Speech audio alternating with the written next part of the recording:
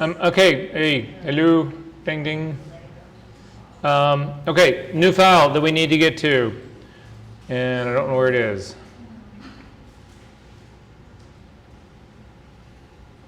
Yep, it's in the files for session 11. And the file that you're actually looking for is this 940 copy.psd. Do you guys have that? Yeah. It's this one right here. It looks like just a sort of a turquoisey gradient. If you could open that up. Okay, so we dealt with relatively simple shadows the last class that we were in, so now we're going to actually deal with complex shadows. Because the simplest of simple shadows are, well, you can see if you really spend a little time working on it the way that we were working on it, things would be great. But if you don't spend time with it, not so much. So here, I need everybody to, we looked at this briefly before, but, oh, here. Sarah, will you be my assistant? Will you hold that just like that? Good, so you can still see the front of it. Okay, so complex shadow, light source, figure, and you can see what ultimately happens on this is I actually take a look at this guy, kick this back a little bit like this, that the shadow travels along the ground in one direction, and then it actually hits the background and goes in a completely another direction. That's what a complex shadow is. You can take that guy completely away, Sarah. That is a simple shadow. It simply goes in one direction, but that's not what we're dealing with here. Does that make sense? So we need to figure out how to make complex shadows. Again, it'll be the sort of the last of the things that we deal with shadowing, but I will tell you right now, I've spent a very long time doing composite work, and to this day, without exception, the single hardest thing, the most challenging thing are shadows. It's just the hardest thing. It's the thing I work at. I bang my head against whatever, and every time I know I have to do it, I don't mind the other comp work at all. I don't mind the shooting, the knocking out. I don't mind the retouching. I don't mind any of that stuff, whatever. But when it comes to shadows, I just know it's going to be a day of pain. So with that happy thought in mind, this is the beginning of a composite that's actually got all the pieces in it for you. So the only thing that we really need to deal with is the shadow part, and so that's what we're going to do. To take a look at this thing, if you come down to the very bottom of our layer stack, you'll actually see the only thing that's on is a image that's sitting at the very bottom. There is a gradient that sits right above it. If you turn this gradient on, you'll actually see it changes how this image works. So the image that you are looking at right now at the very bottom is truly a real capture of the blue sky. It's not synthetic. It's not something that I drew out into Photoshop and just created. It's actually a picture of a blue sky. It was a Sunday morning, I'm guessing around 10 or 11 o'clock, and it was a pretty solid blue sky. Now, if you double click on that smart object, you'll actually open it up, I hope. And you'll see that I've actually shifted some color in here. I've done some brightness contrast moving in here. I've also pushed the color. This is not the normal color that would actually happen in this guy. But anyway, just so that you guys know what it is, I'm going to hit cancel out of that. So that's how it all started. But what I'm trying to do is create a scene that will actually allow me to emulate a sky hitting a horizon line. And that's where this gradient comes in. So you guys probably all know this instinctively, as a blue sky actually starts to travel down towards the horizon line, it actually gets lighter. So if we go up to the next part up and click on it, you'll notice here that there is some weird white thing in the front, and then there's some like bushes and stuff in the back. Those bushes, and this is the top, this is my roof of my old house. And this is, just so that you guys know this right now, I shouldn't tell you this, but I will tell you this, whatever. This is a scale model of foam core that's about this big.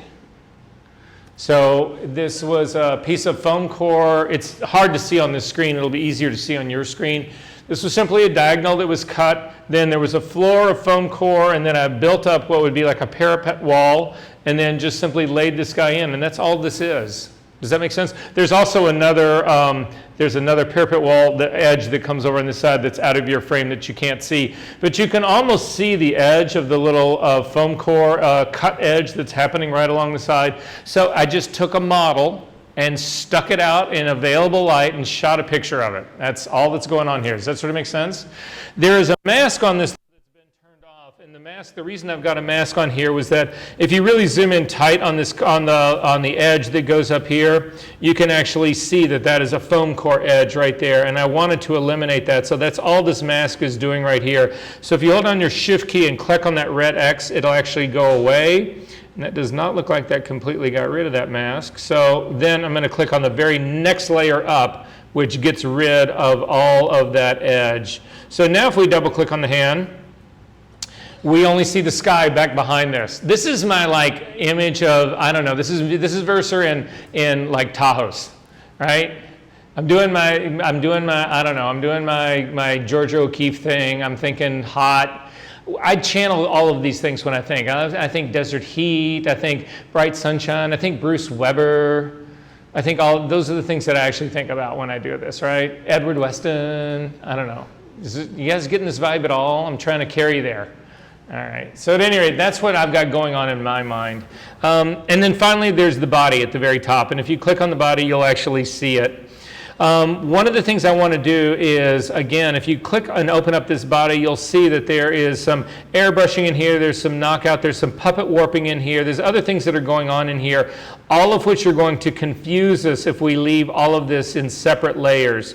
So instead, I'm going to ask you to collapse the body, hold down the Option key and click on the eyeball, and it'll turn everybody else off. So the only thing we can see here is this girl. That's all that's actually going on here.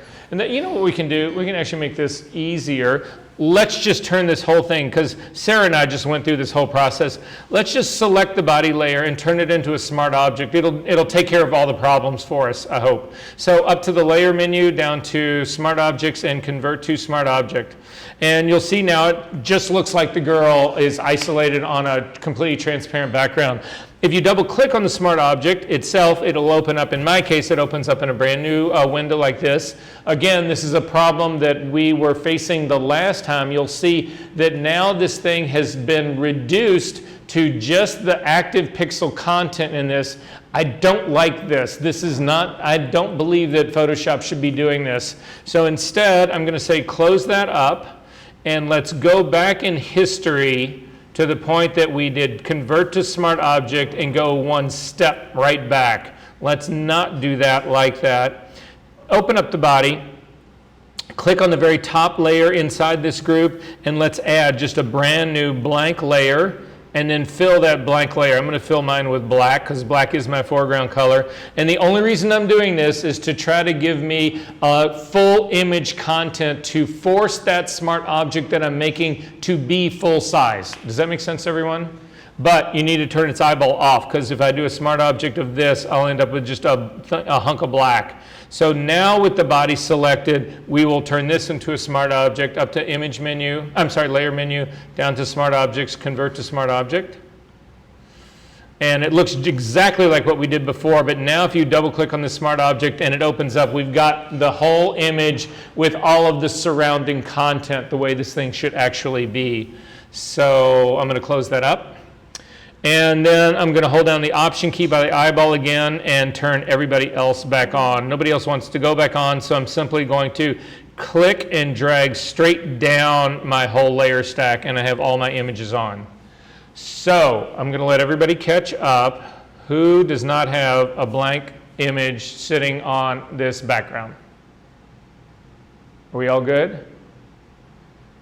And just turn on the whole rest of those parts, Sarah. Turn on the blue, and you're good to go.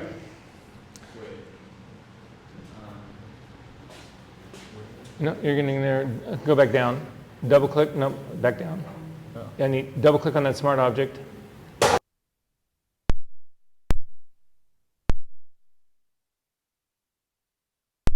then close that and save it. It's going to. And then turn its eyeball on. Everybody has got this, right? Yeah.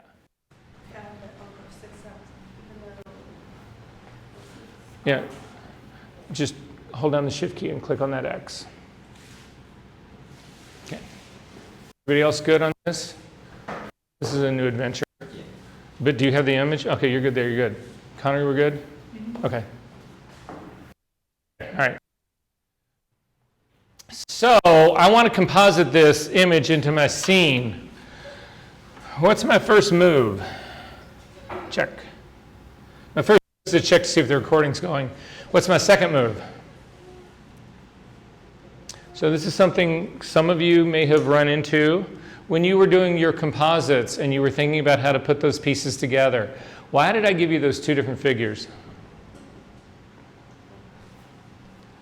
They had two different lightings. So how many of you guys put in the lighting of the girl who was flatly lit from overhead in a side lit scene? How many of you did the other? How many of you put the side lit girl in a flat lit scene? It happens all the time. I see it all the time, whatever. So the first thing I have to look at is the lighting in this issue. Is the lighting in this scene, is the girl fit the background?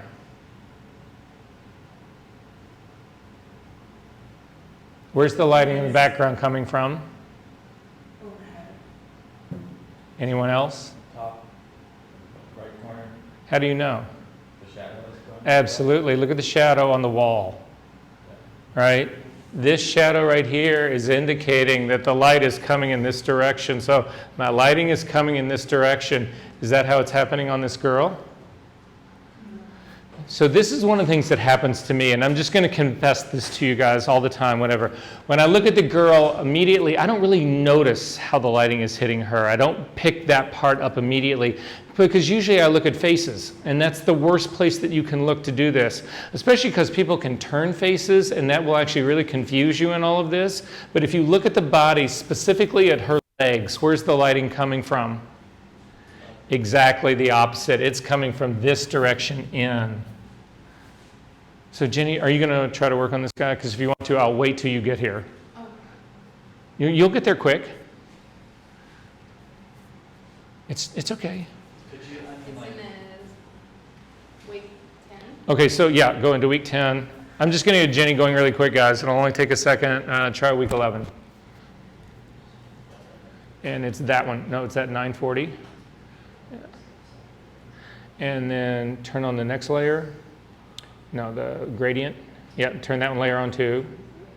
That guy. Hold down the shift key and click on the X. You need to turn that on. Turn on the next layer as well. Good. And then on the body, just turn this into a smart object. Oh,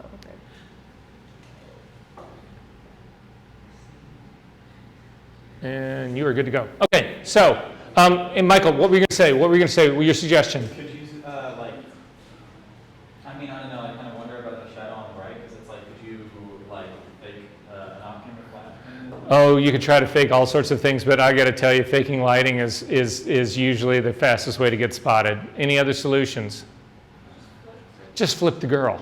So we do this all the time. The only trick to worrying about flipping things is that if anybody who's got like a label on that has writing on it, you'll notice that that part gets flipped immediately. So you'll have to actually, if you're flipping your image, you can still do it. Cut out the label, flip the image, put the label back on, and it'll look like everything was fine, right? There's other things that actually can cause problems. This is less likely now than it used to be. But in the old days, men's coats always closed right over left. Women's always closed the exact opposite way. Other little things, clues like that, but that has so much gone away now. I mean, I have a jacket that closes exactly like a woman's jacket used to close. So those clues are no longer really that viable anymore. The real thing you need to worry about is writing. And so in this case, we don't have any writing on it, so we can do it. So with the body actually selected, come up to the edit menu, down to transform, and we're simply going to flip this horizontally. And she is now going in the right direction, and the lighting is at least somewhat more consistent. Now, some of you guys might be saying, well, yeah, Versa, that looks a little more consistent. However, I think that the girl is still a little bit too contrasty for this scene, because after all, she's actually standing in a field of white. Would she have that deep of a shadow underneath her chin? Probably not. How would I reduce the contrast of this? Thank you. That's exactly how you would do it. You would not put a curve on this and try to invert the S-curve. You would simply, again, it is a smart object, exactly what we want. So up to the image menu, down to adjustments, down to shadow highlights. And you'll see when this comes open that automatically it's designed to open your shadows up. They would be never opened anywhere near this much. So under the shadow amount, there is no adjustment that's made in the highlights, but in the shadow amount, simply click on this and crank it down. And I'm down to around an 18%. I'm going to turn this guy on and off a little bit more. That actually seems a little bit more believable to me. What do you guys think? Yes? Could you also do this by like doing this electric color mask for the shadows and the highlights? The thing is that, of course you could. Of course you could. So if you wanted to restrict this to that, sure. But this is actually already doing that for you in the sense that it's splitting those apart. It's isolating the shadows from the highlights. I'm going to crank this down even slightly a little bit more. I think that's a little washed out on that, on the dress. So I'm down around 10%-ish kind of thing. Again, you can use your checkbox to turn it on and off, whatever, and I think that that does a pretty good job of it. So that's where I'm going to stay with this guy and open it up. And I'm feeling like, again, I may be diluting myself, but I'm feeling like this is beginning to fit more into my space. Okay, so if this was the case, if this is exactly what we're going to have going on here, again, this is a complex shadow because and it's very hard to tell on this screen up here. You cannot see where the floor meets the wall, but you should be able to see that on your computer monitor. On your laptop, can you guys see it? Okay, we still need to, yeah, you're good, you're good, you're good. Okay, so you can see that there's a floor here, and there's a background right here. Those are the two things that I know that are going to make up my compound shadow.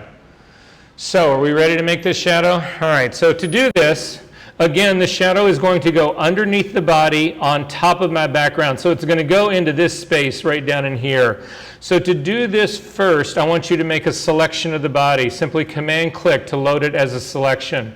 And then I want you to come down underneath. So I'm coming to the area that's, I need to add a blank layer that is between, son of a bitch, hang on. That's actually between my background layers right here and the body layer. So right in here. So select this top, what it's called, I don't know what the actually is. That's right under our smart object. Select this part right here, and actually we're just going to add a blank layer under this, and I'm going to call this Shadow 1.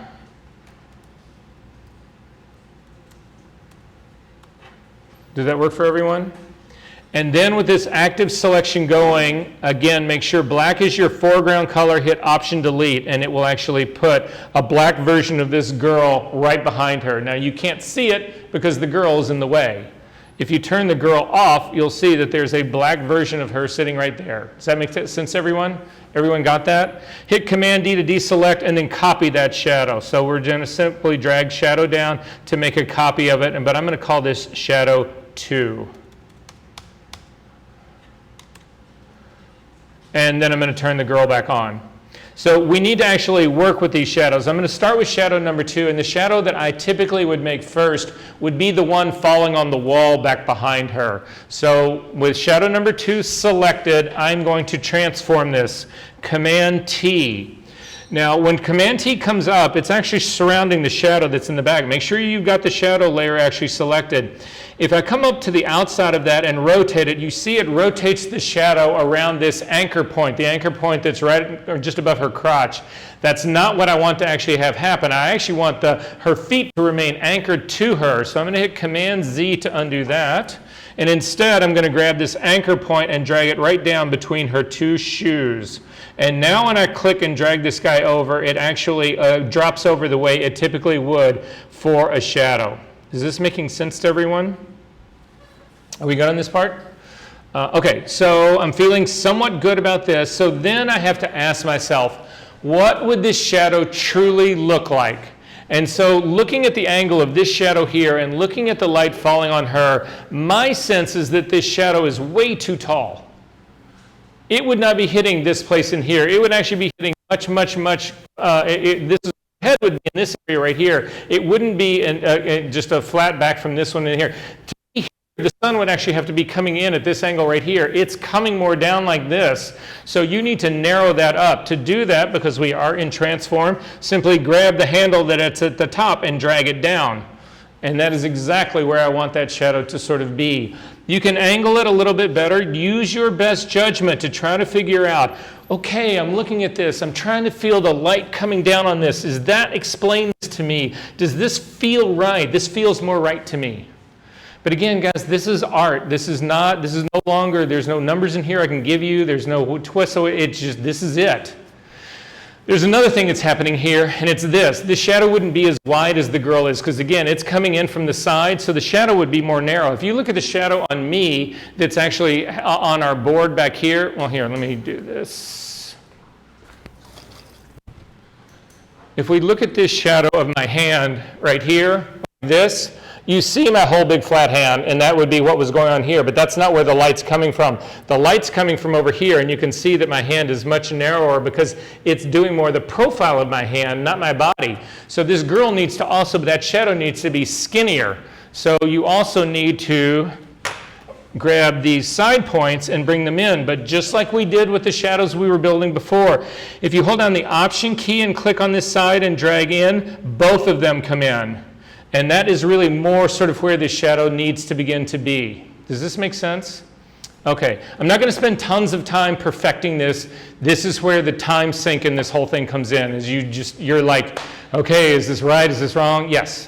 When I click on the option, it like goes in a circle around the person, so it's like rotating it. Really? Wow, I may want that. Show me. Oh. I don't know how it happened I don't either. when I click on option. Oh, well, so don't click on Option, just click on one side and bring it in, and then click on the other side and bring it in.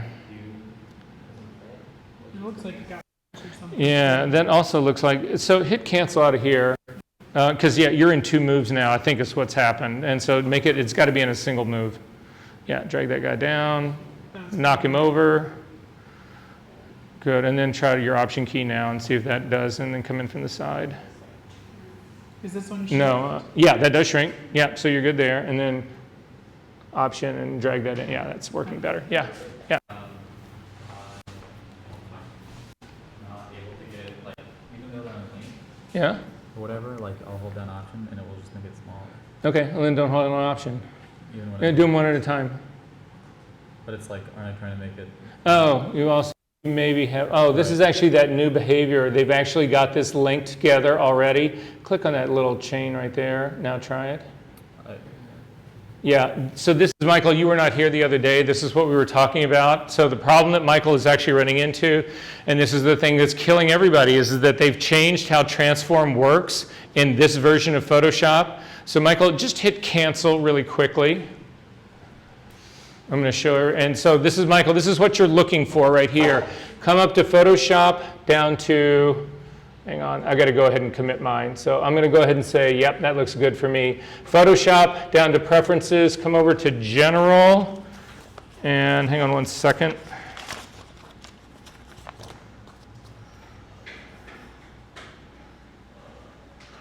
Yeah, so go to General, and there's a check mark right down here. See this thing that says Use Legacy Free Transform? Check that. It'll make your life way better. Yep. So General, Use Legacy. Oh, you don't have that part. Well, anyway. Hit cancel. We'll just leave out the modifier keys. Go ahead and click on this guy, Command T to do a transform. Go to rotate it over. Oh, first, I'm sorry. Hit Command Z. Yeah. Grab that point and bring it all the way down to the bottom. Rotate it over. Good. Crush it down a little bit. Grab that handle at the top. Bring it down. Perfect. Good like that. Come on this side over here. Squeeze it in just a little bit. You're squeezing everything. Don't do that. Go back. Hit Command Z to that. That's perfect. Okay. Are we good on this, everyone, so far? Good? Okay. So now I've actually built a set of masks for you already. If you actually come down and you look at this, you can see that I'm in my channels palette right now. There's a thing that actually is called back wall. It's just an outline of that back wall piece.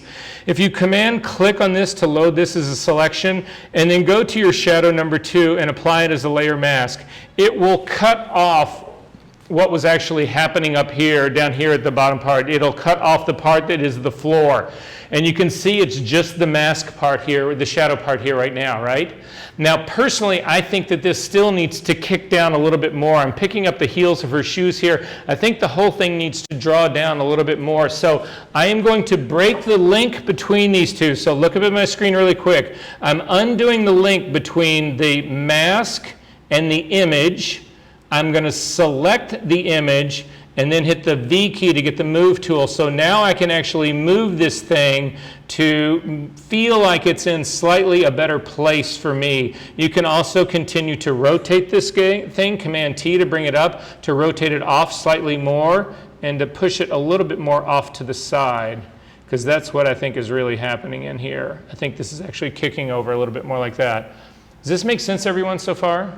Again, I'm having to rush through this because of our time crunch here, but I would spend clearly more time feeling this out, thinking how would this be. Again, I sit at my desk with a little flashlight and pens are usually what I use, but now I'm gonna get a Barbie. And so when you come to my house, I'm gonna be collecting dolls, and that's creepy. Which reminds me, there's so much creepy shit going on around Lollapalooza. It is just like a freak show. Now, and I don't mean really the crowd, I mean all the surround, all the people who are trying to sell shit and buy shit and you, anyway. And it's all nearby the museum? There's so much of it is like right here, yeah. It's kind of crazy. All right, so at any rate, so this is the beginning part of it all. So this is actually working pretty well for me, and I'm just going to go ahead and commit this, transform, and I'm going to leave that part. Okay, so this is my back shadow. I'm feeling pretty good about my back shadow. However, now I need the shadow that actually goes on the floor that connects her feet to this background part right here. So to do that, I'm actually going to come back to my shadow number 1, and in this case, I'm going to put the layer mask on it first so that I can watch when I do my transform. I'm going to try to get my transform to line up as closely to the one I've got on the back as I can. So to do that, again, I'm going to come back to my back wall right here. I'm going to Command click to load my back wall as a selection, and I'm going to add it to my shadow number 1. So I'm just going to click on Add Layer Mask, and it puts it on. But the truth of it is, I need just the opposite of this. So you need to invert this mask, because again, it needs to show the floor, not the background wall. And I'm not going to worry about this area over here. The area over here, this shadow will never be in, so I'm not worried about that part. Is everybody good on this part? But then again, you need to break the link between the mask and the image. We want to move the image and not move the mask. So break that link in between the two. Click on the image to actually transform it. Command T to transform it. Again, drop the anchor point down to the middle of her feet. And then again, anchor point to the middle of her feet. And click and drop this guy to the side. And what I'm going to try to do is see if I can't get these things to slightly line up a little bit. Now there's some weirdness that's happening in here. I'm going to zoom in and actually take a look at this, because we're going to go in and actually fix parts of this guy. But I actually don't believe like her shoes would be completely solid going back into this. So I'm going to take this shadow. Again, I'm sitting right in the middle of it, and I'm going to move it here till I get some split that's actually beginning to happen to indicate something between her feet. This is clearly too wide, so I'm going to click on this to collapse it. I'm going to click on the other side to collapse that. So Michael, you might try, if yours is not working like this any better than it was before, come up to your edit menu down to free transform, and you can actually pick, come up to your edit menu down to free to transform, and you can pick any of these other guys, and you might just simply pick distort, which will allow all these handles should be then independent of one another. So nothing else should be changing. And I'm just goosing this stuff in, guys, to try to give me a little bit better of an issue right there. Now you can see if you zoom into this, it's not perfect, but it's actually getting pretty close here. Good, just like that. I've got a little problem with the connection here and the connection in the back. This other thing came to actually together shockingly well. Sometimes it does, sometimes it doesn't. Don't worry if it's not perfect. We're going to make it perfect in just a second. So are we kind of close on this? Kinda? Sort of? A little bit? Not at all?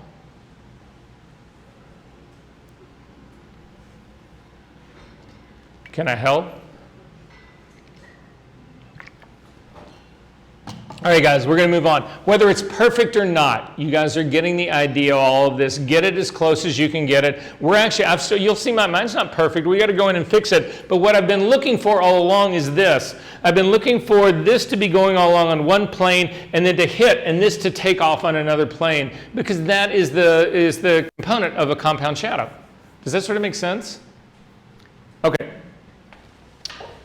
All right, I'm going to move on. Okay, so I'm going to go ahead and hit OK for this transform to go ahead and commit that.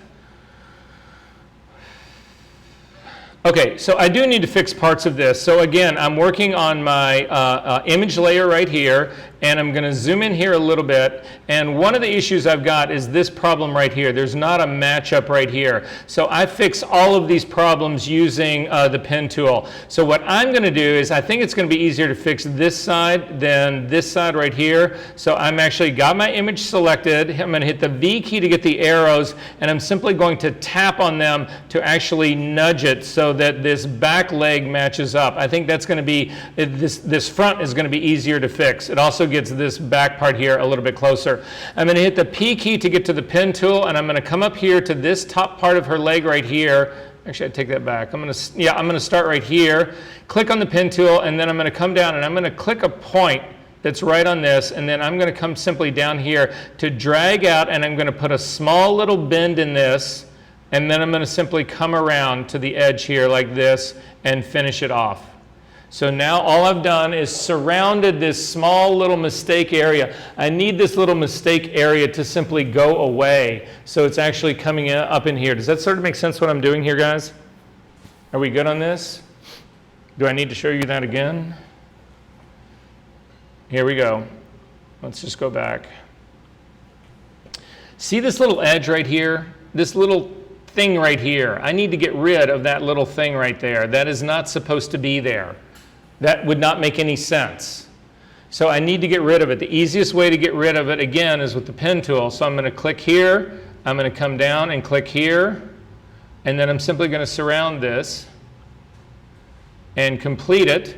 And then I'm working on my shadow layer right here. I simply need to fill that, or I basically need to kill it. I need to get rid of it. So I'm going to go to Path, Command click to load that as a selection. I'm going to feather it just the slightest amount up to the select menu, down to modify, down to feather. I'm going to hit with a 0.3, not even a 0.5, and say OK to that. And then I'm simply going to hit the delete key, and it's gone. So I just erased it from this image right here, and Command T to deselect. And these two now fit. Does that make sense to everyone? I do have a bridge between, you can see there's a split line between this. That's a cause because of the mask. I'm going to fix that guy in just a second. But I'm going to do the same thing over here. I've got a problem that these two do not really connect here. So again, using the pen tool, I'm going to start here and come up. I'm going to come down here and kick this out just a little bit so that I'm including this part of my image right here. I'm going to come back to my mask, again to the original part. Again, I'm going to go to the path part of my image, Command click to load that as a selection, and then on this layer right here, well, first off I need to modify it. I need to soften it just a little bit. And then on this part right here, 0.3 pixel is fine. I need to fill that with black. So again, black is my foreground color, Option delete, Command D to deselect. All I'm doing is putting the shadow in the back. I'm connecting the edges to the one that's in the front. That's all I'm doing here. I've got one more to do here, but it's hard to see because the girl is actually in the way. So I'm going to turn her off so I can see this. And it's just making this connection right here. I need this part of the leg to fit into right down here. So again, I'm still working on that shadow that's on the floor. Pen tool starts here. It looks like it's curving out here a little bit, but I'm going to bring it down like this into my body, come back around. Click on that. It actually completes that area. In my path, Command click to load that as a selection. Come back up to the select menu, down to modify, feather, a 0.3 pixel feather on that, and again, simply fill this with black. Option delete, Command D to deselect. So now my floor shadow is meeting my wall shadow. Is this making sense to you guys? Are we good on this? Even if you're not entirely with me, you'll be there really soon. Okay, so now I'm going to double click on the hand to kick back out. I need to turn off everything except for my shadows. And you can see it's a very subtle, this is a pretty subtle break. Maybe in rethinking this, I would think that the girl's actually a little bit more upright. So I may again revisit this and make her, instead of her being tilted back so much, I would make her upright a little bit more, make the floor kick back. But you guys get the process here, right? Is everybody comfortable on this so far? Okay, you need to turn everything off except your shadows. So I'm going to hold down the Option key on the top shadow, click on the eyeball, it turns everything off, including the shadow on the ground, and then I'm going to click on the shadow on the ground. So I've only got, my shadows are the only thing that are showing. Everything else is turned off. Are we good on this? Select the top layer. And again, Command, Option, Shift, and E. We have now taken the floor shadow and the wall shadow and combined them together onto a single layer. Yep, again, it's the one we've been using all along. Command, Option, Shift, E does a merge stamp version of everything that's visible. And since the shadows were the only thing we had visible, it's actually done it. Are we good on this part? Okay, turn off the other two shadows that have made this. This is going to be our final shadow, and I'm going to call it that. And say, okay. You need to zoom in and check because there's that line that's actually right on the ground. It's on the horizon line that we need to paint in. It's this one little line. It's the line that comes as a consequence of flipping a mask. You've got a mask as a positive, negative, and you flip it. There's always a line, and that line delineates where the mask is. So we need to fix that. The B key to get a brush, make it relatively small, make it a completely hard brush. Mine is normal blending mode, 100% opacity, 100% flow, and simply black is my foreground color, so I can click and paint that guy in to just get rid of that, and do the same on the other leg. And now I've got a complete shadow. Is this working for everyone? If it's not even working for you, get close to a point here. Because again, there's some other things I really want to try to get to today, and so this will actually help. I'm going to double click on the hand to kick back out, and then I'm going to turn the rest of my stuff on except for those shadows. I don't want to turn on the two shadows that made this guy. That's not what I want to do. So as I just turn it on the minute I said that. Okay, so again, all the masks, everything else. So I've got everything else back on here, and I've got this shadow that's actually happening up here. Is everybody good on this part? Okay, we need to fix one last thing. In your final shadow part, go ahead and select this menu. I want you to come up and add a layer mask to this guy. So I've got a layer mask on here, and then I want you to zoom into this girl's feet because we have a problem right here. We've actually got a shadow in here. This would not work the way this guy is right here. It might kick over to the side like that, but you would not have this shadow in front of this girl. So with this shadow, final shadow selected on your layer mask, hit the B key to get a brush. In this case, I'm going to make it not a completely hard brush, but pretty hard. Because I need to emulate the quality of a shadow. And I'm going to simply click along the bottom. I'm just trying to remove the shadow that's in the front. I'm not going to remove the one that's between her feet. Those guys would actually still be there. But I'm actually just killing that part. And I'm probably going to soften that edge off just like that. So this would be my final shadow. Again, I would continue to work on this considerably, guys, but you basically get the idea of where I'm beginning to go with this. And so this is my girl anchored into shadow. However, is there anything believable about this shadow? No, and so what a lot of people will do is they'll simply grab the shadow and they'll start to drop the opacity down. They'll say, well, that's it. Is that true? Yeah, not so much. Yes? I'm trying to paint out this little piece of the foot here, but it's like, am I So you're on mask? Yeah. Yeah, and then go ahead and hit it.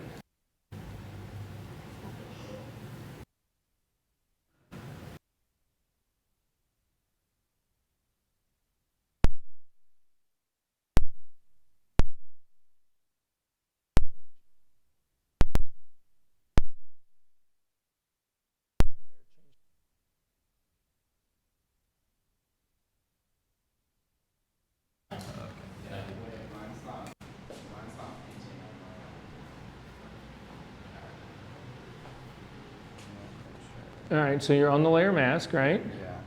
And you're trying to get rid of that part right there. Hit Command D to make sure you don't have a selection going. Good, and now try it again. 100% opacity, 100% flow. You're on the right part. Oh, you've got your other shadows are showing. They're showing through. That's okay. You're it. All right, is everybody else okay on this? So here's the trick, guys. This starts to be a little bit more believable right here. It's not entirely believable yet, but this is beginning to get a little bit more believable. But I've got this going for me right here, and this is what I need to actually tap into. So what I'd like you to do is grab the color sampler tool. So again, the color sampler tool. I'm going to hit a clear all on mine just to start from scratch here so that I don't have actually anything going. So I've got, again, no color sampler tools on here. Again, I'm going to click on the one that I need to change first. So I'm going to click on the body of the layer mask and put down a number 1 point there. And I'm going to do the same thing in the shadow that's over the wall. I've got a real shadow, and I need to make this shadow the exact same color as my real shadow because it isn't that way right now. I'm going to go back to my real shadow, and now I've dropped the opacity this. I'm not going to do that. I'm going to drag the opacity all the way back up again, and then on top of my shadow layer, I'm going to add a curve. So again, an adjustment curve. So adjustment layer here, curves. It'll throw a curve on the top of this guy. If I come into my curve palette, I'm going to reset my workspace here really quickly so I can show this to you. If I simply come up to this, so has everybody got a curve on top of this thing? If you come up to the top and you grab the white point and you drag it down, you'll see it makes your entire image dark except for the body. Why isn't the body going dark? Because it's on top of this guy, right? But everything else on this is going dark, and that's not what I want. Is there a way I can constrict the curve only to impact the shadow? I can do the option thing, right? So I could do that. The problem with this, though, is that if I click on the option, let's go ahead and try it. Hover in between these two and click on the option. The problem is that I'm making the image actually darker. That's not what I want to do at all. What I actually want to do, I'm gonna undo the clipping mask part. So again, simply hold down the option key and click that. What I want to do is I want to just have a mask of this girl on this curve layer. How do I do that? Load it as a mask. Say what? Load it as a mask. So I could load it. If I had loaded it before I had made this curve, it would be on there. But how do I deal with it now?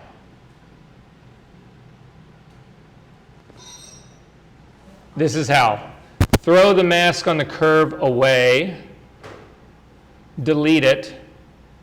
Command click to load the shadow, your final shadow, as a selection, and click on Add Layer Mask, and now you've got it. There's no other way to get it there. You could have done this. I'm going to throw the whole curve away, and then simply Command click to load that as a selection, and then add the curve, and it'll do the same thing. So with this guy on here now, turn off the eyeball of your final selection. This guy is now off, and your image looks like it has no shadow. Is that working for everyone? But then on your curve layer, come up to the top, grab the white point, and start to drag it down. And what I'm looking for now here is a match between these two. So you can see my point number 2 is a real shadow here. So these numbers, the beginning numbers right here, this 158, 152, and 148, that represents what these colors are right down here. So for me, as I start to drag this down, this has already gone too dark because I'm down in the 120s. So I'm going to lift this up again. The highest number that I've got here is a 158. I'm simply going to lift it till everybody reads 158. 159 is close enough. So that takes care of everything, including my red channel. My red channel is actually set. My green channel actually needs to drop down a little bit more, so I've gone to my green channel. I'm clicking, I'm trying to get this 159 to be a 152, and I'm actually going to drop him down slightly. And then finally, the blue channel, that 158 needs to be 148. Shadows have color. Everybody thinks they don't, but they do. And this is the only way you can actually get it. Now the color on my back wall matches the color of the real shadow, and we're off to the races. So the final thing that I would do on this image is again, that shadow should actually be blurred as it starts to move back. It would be softer than it is right now. However, it's a depth of field blur. How would you guys do that? The very first thing we did today, you would build a depth of field mask. So this is how I would do it. Go to the very top of your image, up above everything, up here at the very top, Command, Option, Shift, and hit the letter E. This is now a merge stamp version of everybody together. I would build a depth mask for this, and then run my depth of field lens blur filter on this, and that shadow will blur the way it should blur. Making sense? Are we good on this part? Who did I lose?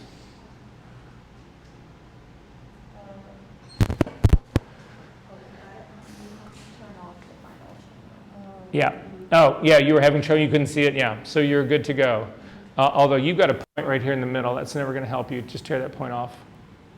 And then only drag the end down. So then you're looking to get this to, again, you've got a 163 there, so you're looking for that 163. Close enough. Then go to your green channel now. And you're going to start at the top again, and you need this 165 to be 156. Perfect. And then go to your blue. And you need that 164 to be 149. Boom. And that color now matches that color, and your shadow's believable. So at any rate, does that make sense, everything, where we're going here? Because again, I'm desperate to get two last things out to you guys today. Is everybody good on this part? Okay. You can close this one up. Again, you would have to run depth of field on this. That shadow has got to be made softer. There's no way it would be that sharp. Look at the edge of the other one. Are we good on this part? But again, this part that would be closest to her shadow here, this would actually be, how did I get that? I would mask that whole that part out right there. So that's actually come back in my curve. But next to her feet, it would be very sharp. As it went back and hit the wall, the whole wall part would be the same softness because it's on a flat wall. It's the same depth of field for me. So that's what I would do. Okay, you can close this guy up. So we have a choice. And here's our choice. If you come back into our student files, week 11, you see that's a black shirt. Could you make that shirt white? Or any color, for that matter. So my question to you is this. Well, we're just going to spend a little bit of time on Monday. I said to you guys we're not going to do any retouching on Monday. We're not going to finish everything today, so we'll see how far we get. I've got 3 things that I still want to show you guys. I want to talk to you about how many of you guys, whenever you've been retouching skin, whatever, you want skin to like shine, you want it to have a glow. It's really hard to get a glow. Contrast is a really, really tough thing with skin. So I want to talk about skin contrast.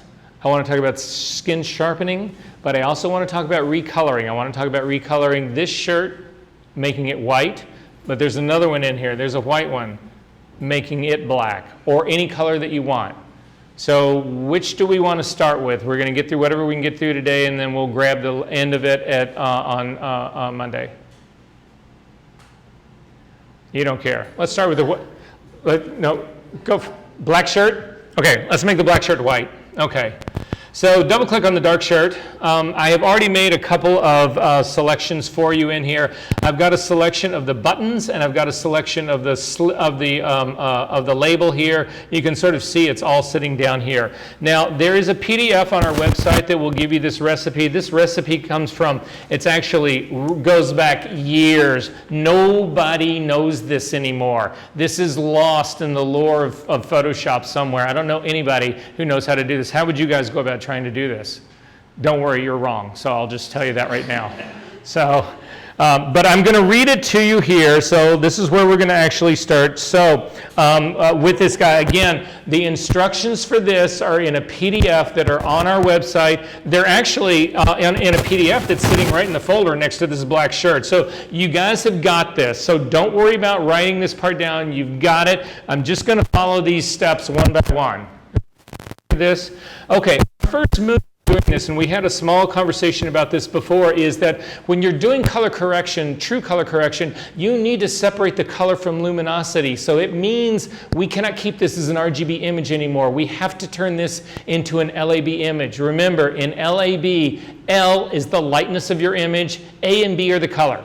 So our first move is to change this to an LAB. To do that, you come up to the image menu, down to mode, and you change this to LAB color. And now what you'll notice is if you come over here and you look at your channels palette, you've got LAB at the top. If you click on the L channel, that is the lightness of your image. That is the luminosity. If you click on the A, that is color. That is your, again, A is your green magenta axis. And then there's the B, that's also color. B is your blue yellow axis. So this is representing the color. That L is representing the luminosity part of this. So, perfect. I have actually got, if you take a look, there is a it looks like this. Again, I just built this for you because we want to restrict what we're going to actually do to just that's something that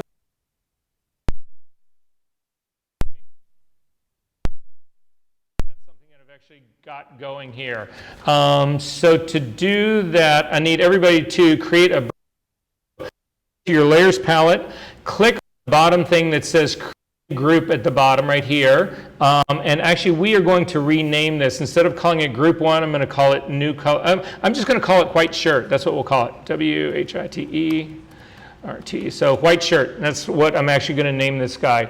Okie dokie then. I'm going to come over to my channels palette, and I'm going to go down to find that shirt mask right there. I'm not going to select it. I'm not going to click on the channel. I'm going to just hover over the icon, hold down the command key, and click to load that as a selection, and come back to my white shirt group and apply it as a layer mask. So all I've got is a group. All I've done so far is built a group here, called it white shirt, and put a layer mask on it that'll allow the shirt to actually change. Is everybody good on this part?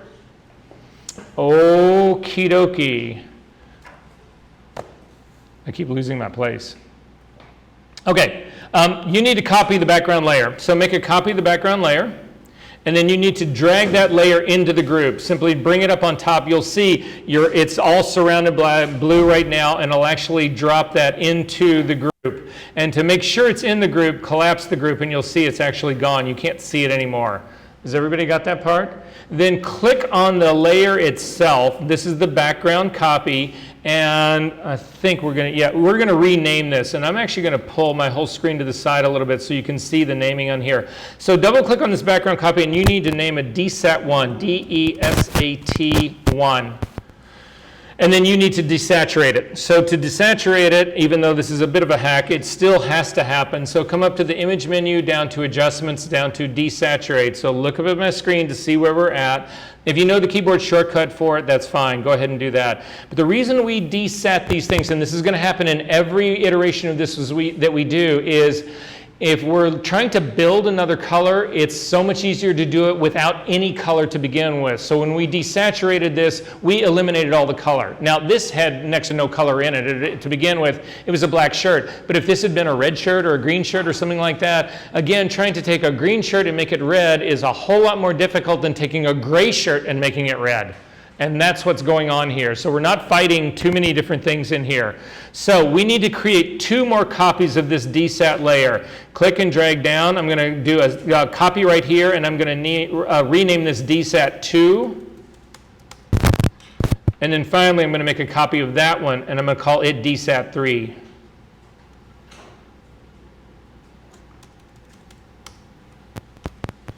And say OK.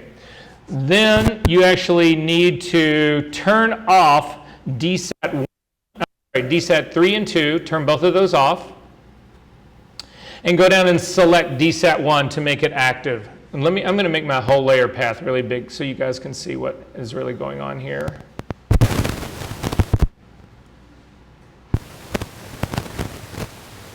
So this is what I got and what you guys should have. Has everybody got something that looks somewhat like this? Okay. So here we go, guys. You need to then make DSAT 1 active, and then we're going to add an adjustment layer on top of this. And I'm going to click on this, and I want to add a solid color on top of this. And the solid color that I'm going to add here is a 240, 240, 240. So again, I'm going for a very light gray that's beginning to approach white. That's what I'm going to do on these guys right here. And I'm going to go ahead and say OK. And we're done. It's not letting me add a new adjustment.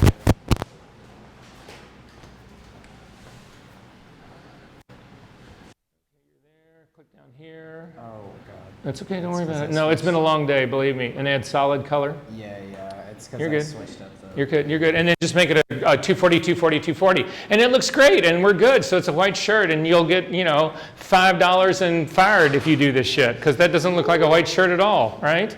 All the detail. I know, right? Okay, so we're not done, we're not done. So on this, you need to change the blending mode of this new solid color from normal down to hard light. And we begin to now bring it in. Now this is beginning to look like a shirt that is a horribly, horribly, horribly flat shirt. So what it's lacking here is contrast. But this is not curve contrast. We cannot come in here with an S-curve on here and actually bring this back. We need to build contrast built on image content, which we have in the layer right above it. So go to DSAT 3 on top of it, activate it, turn its eyeball on, and change its blending mode from normal down to overlay. And you can see we are now bringing in contrast built on the image content. So we are beginning to get this to be a white shirt. Now, in my case, I look at this and I say, well, that looks like a really light gray shirt to me. That does not look like a white shirt to me. And I still think it needs more contrast. So to add more contrast, we've got DSAT 3 is sitting up on the top. Click it, turn it on, and again, change its blending mode. Remember, overlay is a contrast mode. So now we've actually brought back in contrast, but now it's clearly a gray shirt. It's not a white shirt. Double click your solid color layer and let's boost this color up to 250. And then 250 for everybody. Sorry, I hit the wrong key. So 250. Again, that would be the top end of my range.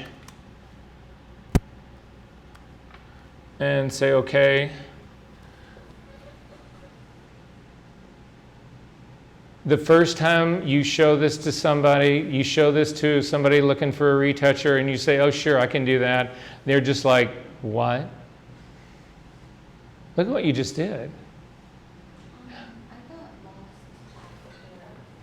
Okay, so we need to boost contrast, turn on DSAT 3. No, I'm sorry, DSAT 2, sorry. And then change your blending mode as overlay, so it's bringing in a little bit tone. Turn on DSAT 3. Perfect, change it to overlay as well. Again, you need to select it, the whole layer. Back to overlay.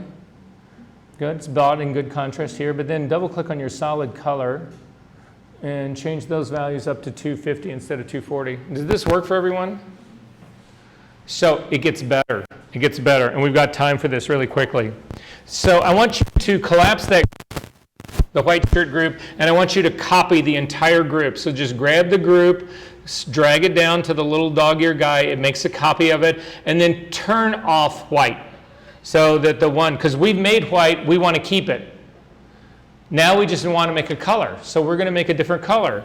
So open this guy up. Come down to your, I'm going to ask you to turn off the, both the saturation layers here for just a second, and double click on the solid color layer, and it will actually open it up. Now, I don't know, how many of the people in this room know about Pantone? How many don't know about Pantone? So Pantone is the color people of the world. They are the people who define everything about color. They are the people behind everything that is color. So fashion forecasting is always done by Pantone. Pantone is responsible for the color of the year, but they're just this giant color group, right? You can actually get samples of Pantone colors. When people talk to you, they will refer to you about Pantone colors. So if, let's say, Jenny, if you look at the color of her t-shirt, if somebody were to say, I need to replicate the color of that t-shirt, they would give me the Pantone color that is that t-shirt. That's the color information that I would get. But when we look at this stuff, we don't see that immediately right here on our scale. If you come down with a color picker, again, this color picker open, you have color libraries right here. If you click on color libraries, it actually opens it up, and you have a drop-down menu here, and you will see the color scales from all over the world. These ones that are in Pantone right here, they are universal, or all over the world. The Toyo colors tend to focus, you'll have people in Asia deal more with these guys, and I don't know who does. Jenny, you might know this. Are any of this look familiar for color description in Europe? So Europe uses a lot of Pantone. Everybody uses Pantone, but there are other regions of the world that'll use slightly different libraries. In us, most often than not, you're going to get Pantone, but the thing that you need to remember about Pantone colors is this. Pantone is very specific about the substrate that they're on, because the surface that they're done on, the samples are done on, can change the color. The two that you will get most often than not are coated and uncoated, and they will give you that number. So they'll say it's a Pantone 183 uncoated, or it's a Pantone 289 coated. Those are the two you need, because if you get those wrong, they are not going to be the same color. And you can see them right here. I've actually got a solid coated here and a solid uncoated. These are the primary libraries you will deal with. Rest of these tend to be more specialty. Again, you can specify metallic inks and pastels and all that kind of stuff. So in our case here, we're actually going to work with uncoated, because this is what you get more often than not. So if you select the uncoated Pantone library, you will get the entire library here. To get this printed, this library printed in uncoated is about $500. They send you a set of, they look like paint chip, like the paint chip books that you get at the like paint dealer. There's just hundreds of them, but they are monstrously expensive. And so when you get the uncoated and coated version, that's $1,000. And it changes. They're only good for a year. So every year you're spending $1,000 to get these, and it's built into Photoshop. So they will give you these numbers as well. You can see this here. This is a Pantone 7543 uncoated. That's what the U is for. So they'll give you those colors. Now I'm going to actually ask you to come up somewhere up here in the, let's come up here in sort of the orangey range up here and just pick a color. So I landed in the pink color. You don't need to do this. You just need to know that we can get there. So let's say that we want to make this shirt this Pantone 190U. Is that fair enough? We're going to go for like golfer t-shirt, golfer shirt guy. Are we good on this? So to imagine trying to run through this whole scale would be a nightmare, right? So here, I'm going to write down what we're doing right here. What's the number we're going for? It's 190U, right? And it's that sort of like pinkish cast. So what I'm going to do here is I need everybody to go to a completely different place. Click on something way down here at the bottom. So it's not even close to that, right? Type in 190 really fast. And it takes you right back to your 190U. So people will give you the color, coated or uncoated. You come here and you click on this and you go to that color, and then this is what the trick. You need to copy down these values right here, the LAB values. So the LAB values for this are 70, 49, and 9. And you simply copy those down, and then because this color will be close. It won't be exact, but it will be close. So I'm going to go ahead and say OK to that. Then you need to add your contrast back to this again. So I'm going to click on this first contrast slider, and you see that this thing goes horribly dark. So I'm not going to click on that. Well, click on the contrast. We'll build in a little bit of contrast. So I've clicked on only the top contrast slider. I'm going to make it active, but then I'm going to back that opacity way down.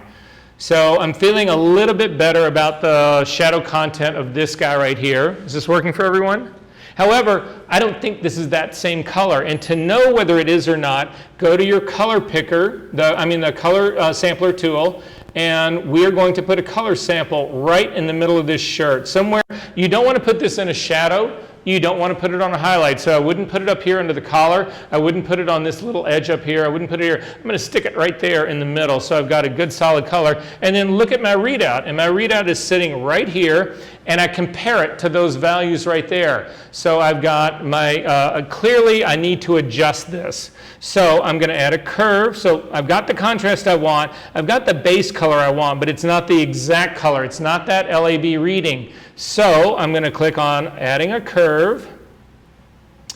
I am going to reset my workspace so that you can see my the properties of this curve. And I'm going to grab the targeting adjustment layer. Again, in this drop-down menu, you don't have a composite. You only got lightness A and B. So I'm going to start with lightness right here. I'm going to click on this targeting adjustment tool. I'm going to come over, that unclicked it. I'm going to come over here and click on this. And what I'm trying to do is to get this 50 right here to be 70, because that's my target. Right? So click and drag up and just watch your info palette. I'm going to click and drag up till I hit 70.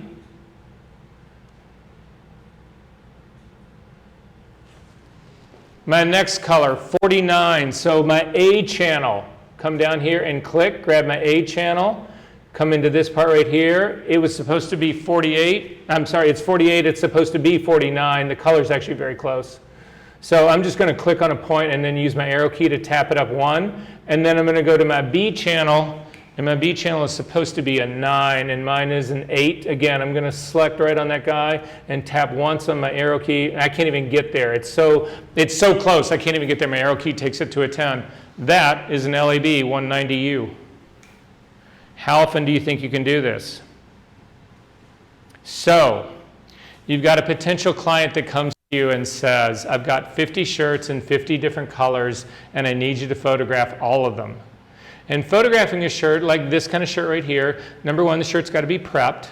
Then it has to be folded. Then it actually has to be stuffed. All of these shirts are actually stuffed. They put boards in behind. They use batting in there to fill out parts that are actually laying a little too low. They do all of that kind of stuff. They put it on a white board. They actually pin it up. They photograph it. They light it, and then they photograph it. And then they go in, they retouch the pins out, whatever, and then they do it all over again. How many of those can you do in a day? Typical shirt takes an hour. So you can do 8 a day. That involves a photographer and a stylist to do both. Make sense? So at my rate, $3,000 a day, 8 into 50, there's 50 of these t-shirts, right? 8, it would take me 5 days will give me 40 of them. It's going to take me 6 days to do this. So 6 times my day rate, that's $18,000. That's what it's going to cost you to do this, plus the stylist to do the same thing, $25,000. Okay, I'll give you the 25 grand. You hire a stylist for 2 hours, you mock up one shirt, you pin it out, you take 3 hours to actually do all the other color versions of this. It's taken you 5 hours and you've made $18,000.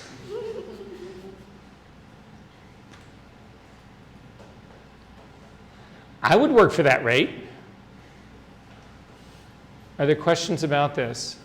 Yes? When I went to turn back on my second, tattoo. Right.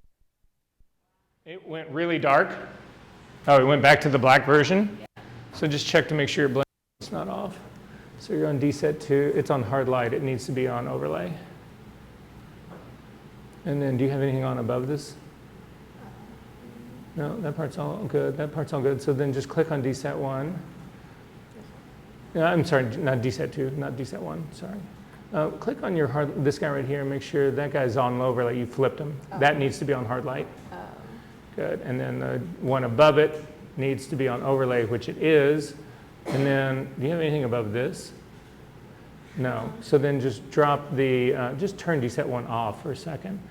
That doesn't explain anything because, oh, you've also dropped the opacity of your solid color. You got them just flipped. So go to your solid color and drag the opacity all the way up. All the way. Oh, you just got to go 100%.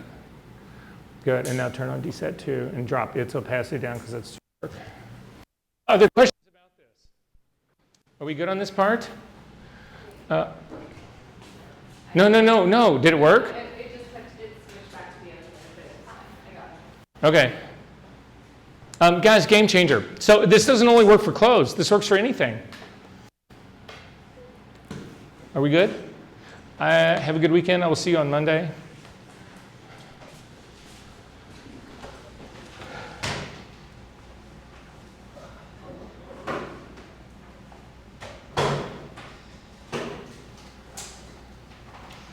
Check.